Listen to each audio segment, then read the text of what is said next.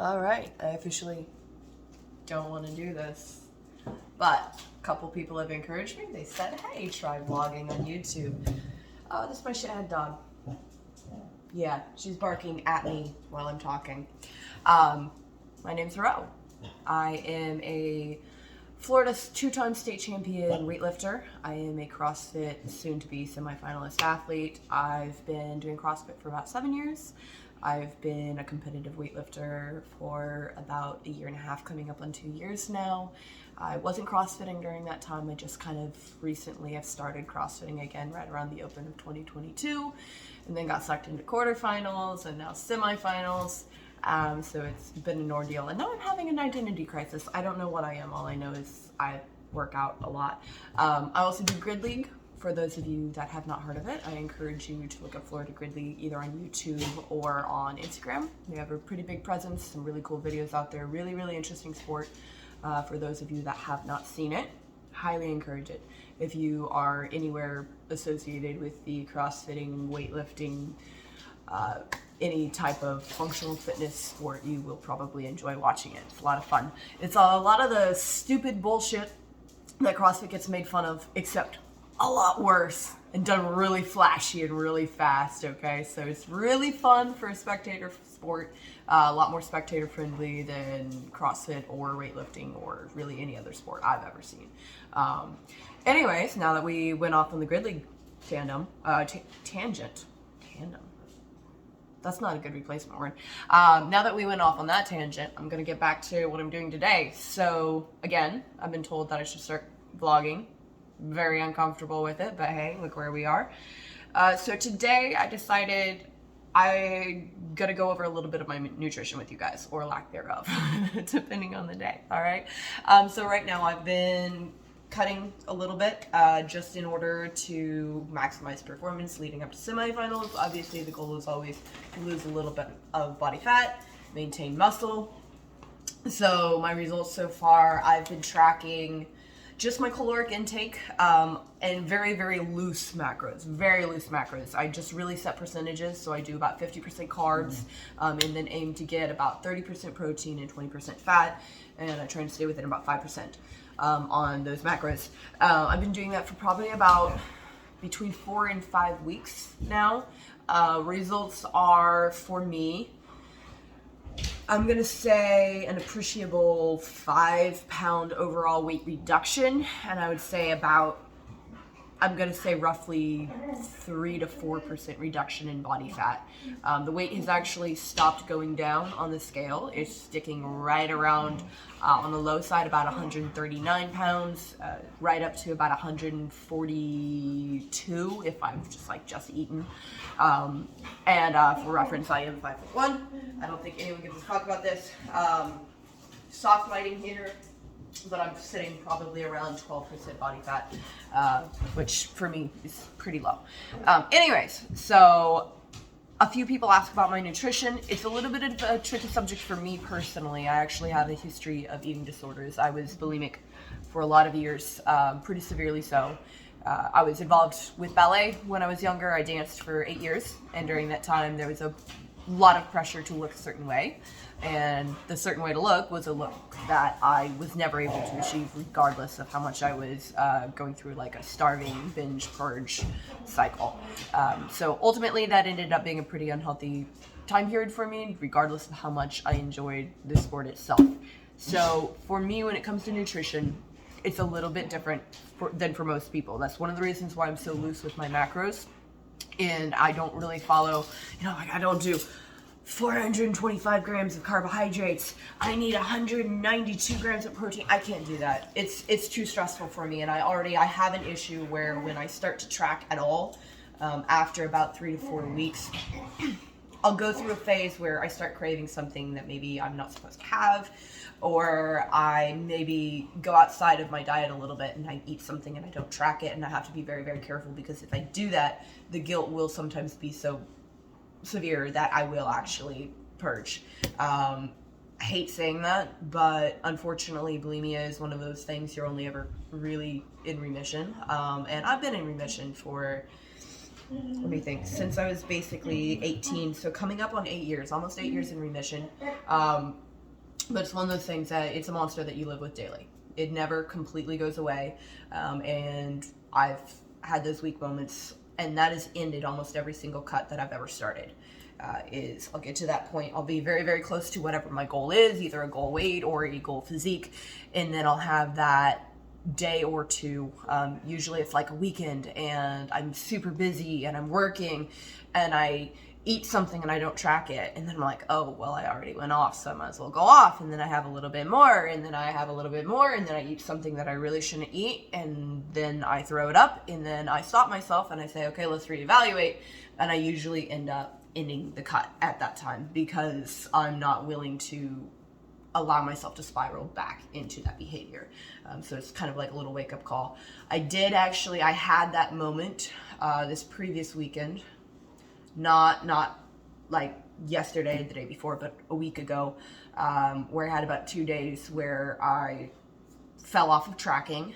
I was working very hectic schedule. I was getting back very, very late at night, and I was basically just eating to satiate a lot of hunger because I hadn't eaten in like 12 hours.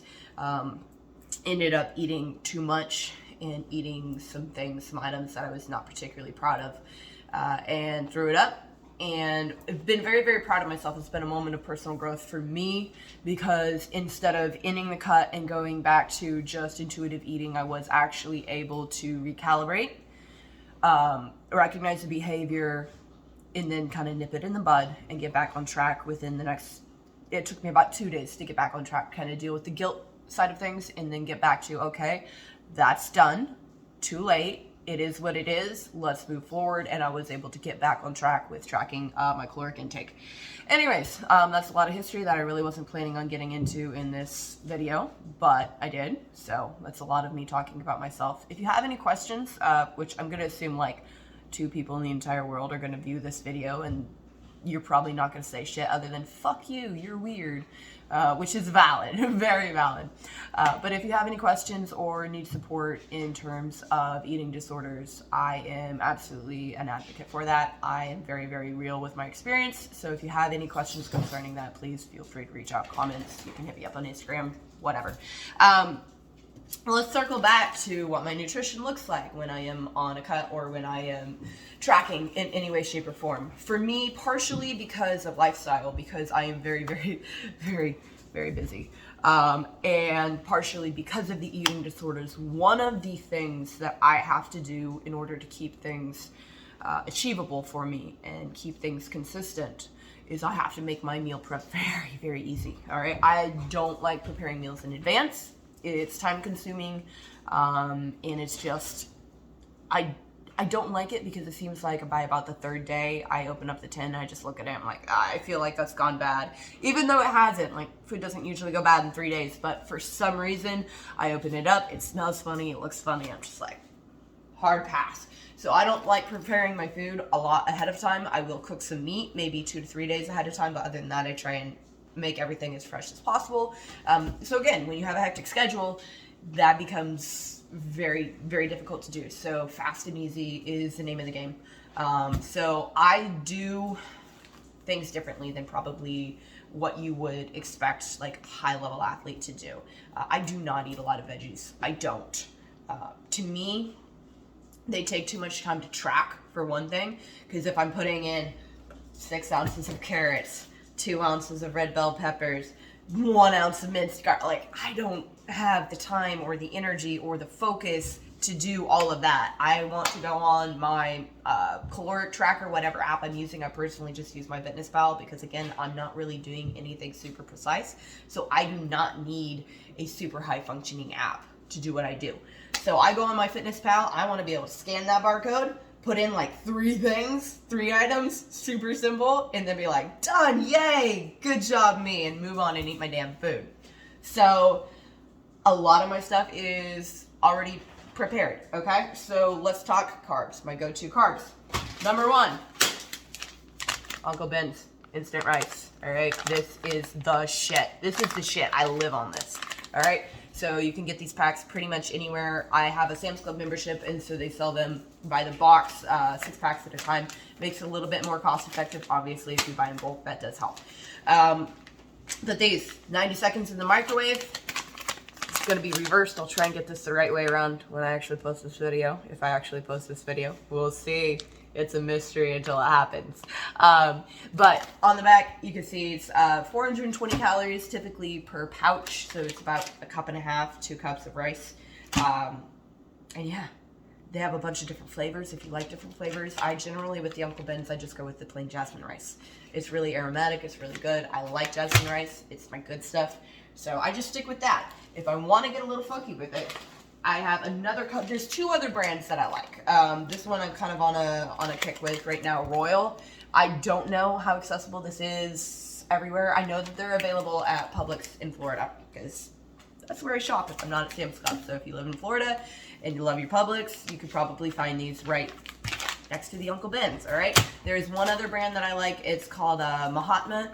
And they're in a purple package, and they have a couple of flavors that I like as well, but I kind of burn myself out on those right now. So my personal favorite on the Royal, I'm out of it right now, so I can't show it to you, but it's like a Mexican rice and street corn. It's really good, all right? I like that one. I like to do that with like some lean ground beef, like 90% lean, 10% fat. Saute that up, super simple, takes me like 3 minutes to cook the beef. 90 seconds on the rice, and then what I'll do is I'll take about 2 tablespoons of salsa to 1 or 2 tablespoons of light sour cream. Mix that just into like a little paste, little sauce. Throw that on top. I'm simple. My taste buds do not give a shit. All right, so that's one of my go-to meals. Moving on off of the rice. If I'm not in a rice mood, I have basically 2 other options. Again, I keep things super duper simple. I have a couple of pita brands that I like pita breads. Love them, okay? So this one, again, available at Sam's Club. Greek pita. I don't know. Papa Pita. Papa Pita's Greek pitas. These are pretty good. I love the macros on these. The nice thing about this is they're a little bit more fulfilling if you're like really hungry and you have the urge to eat. Even if maybe you know that you have a tendency to eat past being satiated, this is one thing that's going to help you because they're 200 calories per pita, which for me, I aim, usually most of my meals, I eat around 400 calories of carbohydrates. However, I mean, I guess that end up being 100 grams of carbs per meal, something like that. Am I right? Yeah, somewhere near that. They actually also have 8 grams of protein per pita, which is really not bad, kind of surprising. So these are really good, and I'll usually eat 2 of those, and what I like to do with that is I like to take a chicken breast, grilled or air fried chicken breast, just chop that up, a little bit of lettuce, a little bit of like maybe some fresh tomatoes, maybe some fresh onion or green onions on there, and then I don't know if this is normal or not, but it's my go-to sauce. If I'm eating chicken, the odds are the flavoring that I'm going to use is actually honey mustard. I don't know if that's a normal thing. I don't know if that's going to taste good to anybody else. But for me, super light and refreshing, again, with like the tomatoes, the onion, the lettuce on there. It's just nice. And I get usually the Ken Steakhouse light honey mustard. I mean, the macros are never going to be great on a salad dressing. It's usually all fat. But realistically, I need that little bit of fat because everything else on that meal plan is very low in fat. But I like to save my fat macros because I really like dressings, all right? I do not like bland food. I want to be able to put my sour cream with salsa on there. I want to be able to put my honey mustard. I want to be able to eat some peanut butter, all right? So I have a tendency to kind of like hold back on my fat macros until the end of the day, so I know I can sneak them in and get a really good meal that I'm really going to enjoy. So, yeah, salad dressing, use that a lot. A lot of honey mustard. I go through like a bottle of this a week. Again, might be weird to some people. I don't know. Occasionally I'll put it on ground beef. Don't look at me like that. I don't know what to tell you. All right. The other pita that I like to use, these are super good, all right? These Stonefire Naan, however, I don't fucking know how to say it. I'm sorry. I'm not Indian. If I'm wrong, correct me. Happy to be corrected. I'll try and say it right next time. There we go. All right. These ones, I use these a little bit more sparingly just because the macros are a little bit different. And they're a little bit lower or a little bit higher in fat, not significant. They still have a decent amount of protein. These have 12 grams, but for one whole flatbread, it's 380 calories. So 62 carb, 12 protein, 9 grams of fat. For me, it's just a little less satiating because now instead of having like 2 of these and feeling like, oh, I ate 2 pitas. Now I have 1 pita. It's very good. I like the flavor and the texture on these a little bit better. They're usually a little softer. But again, I only get 1. So I'll typically use these maybe on like a meal that I know I'm not like craving to eat a lot. I just need to eat. I need to fuel myself, and I'm not like sitting there wanting to eat. So for me, I have a tendency to eat more when I have more time. Go figure. That's pretty normal.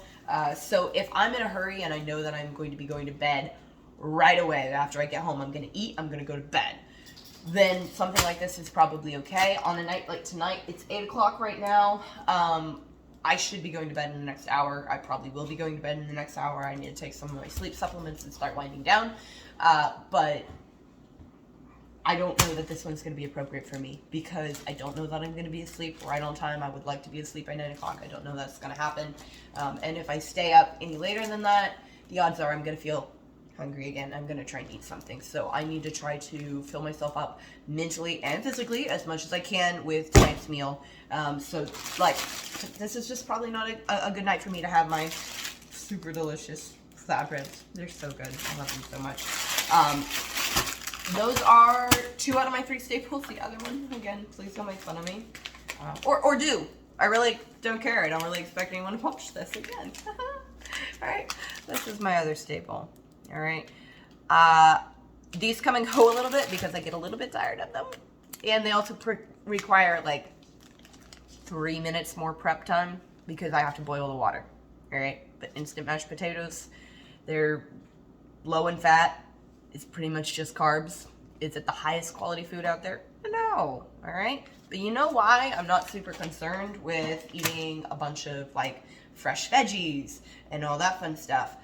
Is because I don't rely on that for like my vitamin and mineral content. So if you understand kind of how farming goes these days, most like mass-produced produce, that's a great phrase. Anyways, the land is overfarmed, which means the mineral count is very, very low in the soil, meaning you're not going to get a lot of minerals out of them. And also most of the produce is picked really, really early before it's actually like vine ripened, which means that it's not also going to have the vitamin content because most of the vitamins occur as the produce matures on the plant through the sunlight, okay? And then they're shipped out in trucks and they're stored in like, I believe it's some type of gas. I want to say like an ethane gas, which is to give them the appearance of being ripe. So it'll make like the strawberries and the tomatoes red. It'll make everything look like it's ripe. But that's why like when you bite into a tomato, shush, no.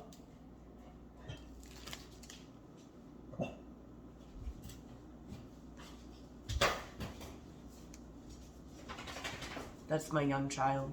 She's still learning. She's a young Padawan. She's a pain in my asshole. Anyways, that's why if you've ever had like a farm fresh tomato versus like a store-bought tomato, it tastes wildly different. Same with strawberries. Strawberries are a huge difference. Blackberries, anything like that. So I grew up in like fuck middle of nowhere, Oregon. My cousins had an actual like farm, all right, and I grew up just like traipsing through the woods, eating random shit, eating fresh wild blackberries. We grew our own strawberries. We had homegrown pears, homegrown cherries, homegrown apples. So if you have ever experienced that where you go out and you pick an apple off the tree and you eat it, or you eat a strawberry straight off the vine that's been sitting in the sun, that's why the taste is so wildly different. It's because what you get in the store is never actually really ripe. Moral of the story, don't rely on fresh produce for your vitamin and mineral content unless you are going directly to like a farmer's market, something super local where they are actually doing that. They're picking it, bringing it to the store that day or the day after because it's going to spoil in like 3 days if they don't get it there, okay? So unless you're getting super, super fresh local stuff, don't bother. I don't have the time or the energy to do that, and it's expensive. All right, cost barrier is a thing for people. Realistically, it's a thing for me too. I don't like spending more money than I should on food. I have other things I can spend money on or save money, you know.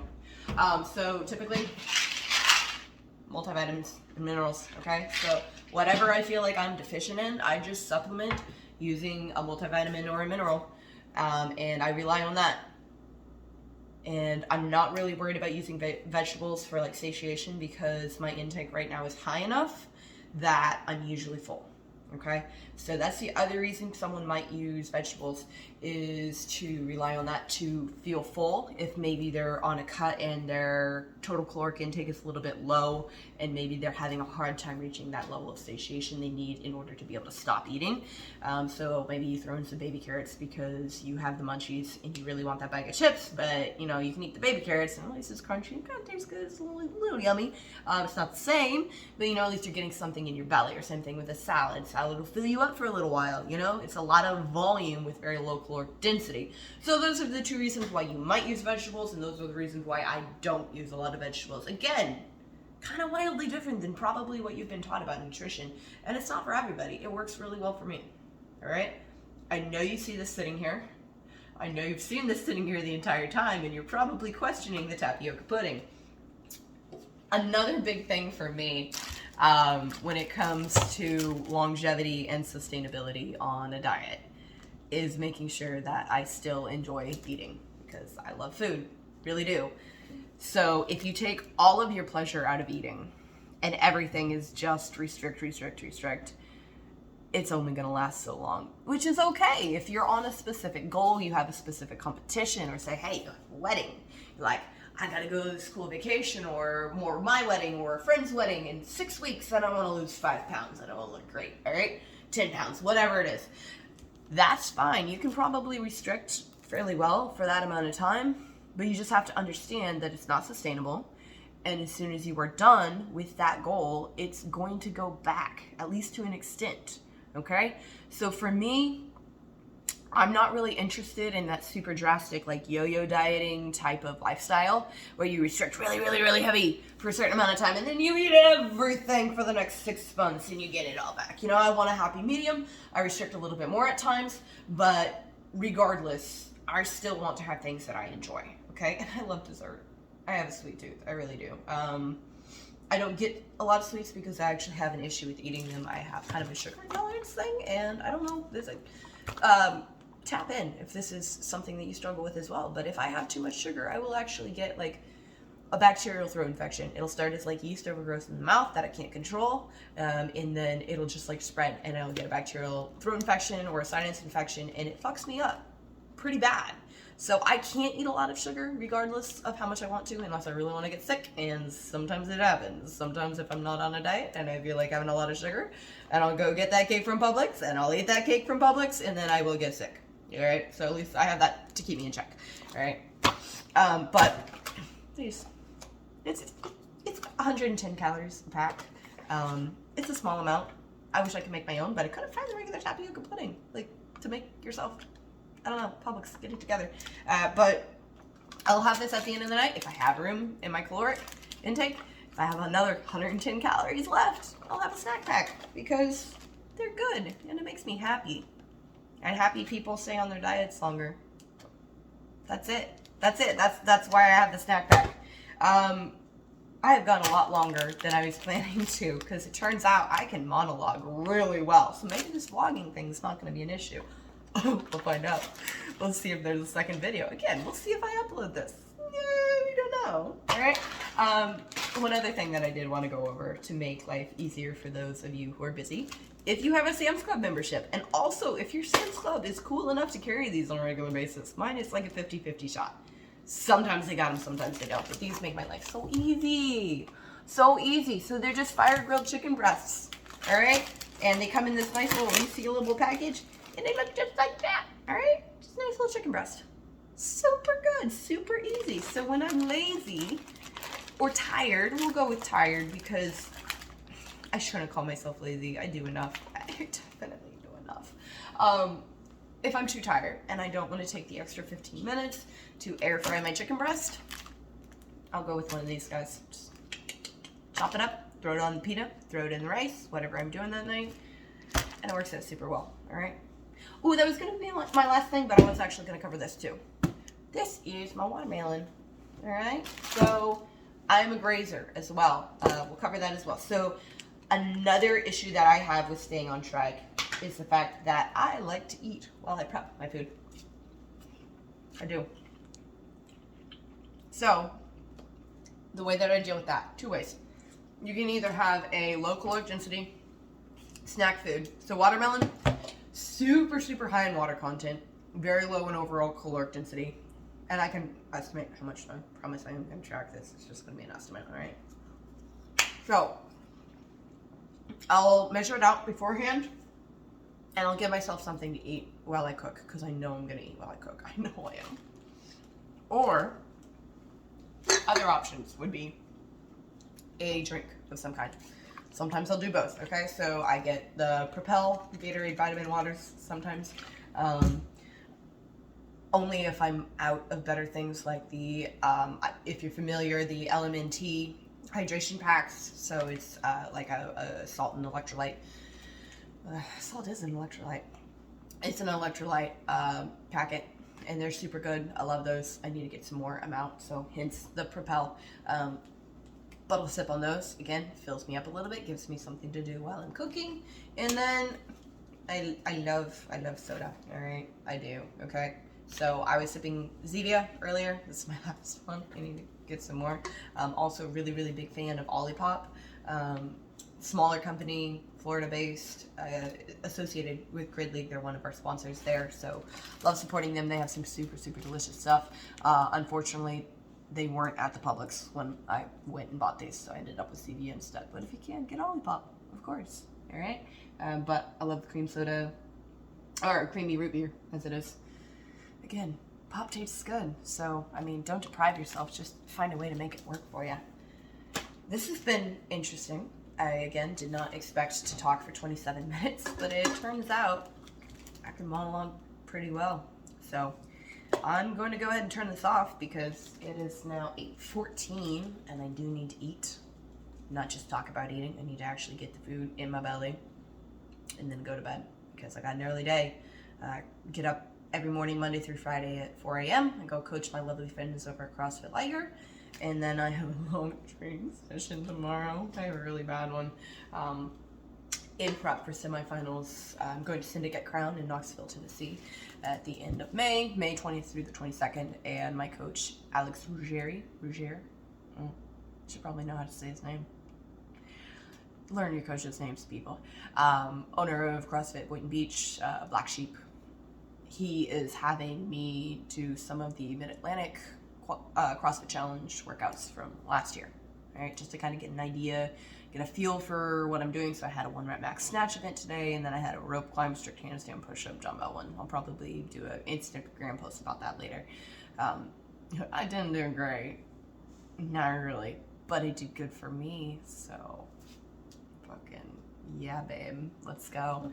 Anyways, moral of the story, sustainability in your diet is going to be the number one thing that's going to help you achieve your goals, at least long-term goals. If you want to do something short-term, you can do something a little more drastic, but just understand that at some point you're going to have to get back to that set point where you can actually keep doing what you're doing. And if you cut everything out that you love, you're going to hate your life and eventually you're going to fall off. So don't do that. Preferably try to focus on long-term goals. I try not to focus when it comes to nutrition. Again, absent of a specific goal like a competition, I try not to focus on anything less than 6 months to a year. Same thing with my athletic goals. I try not to compare myself to myself a month ago or 3 months ago. I try and look back on about 6 months to a year.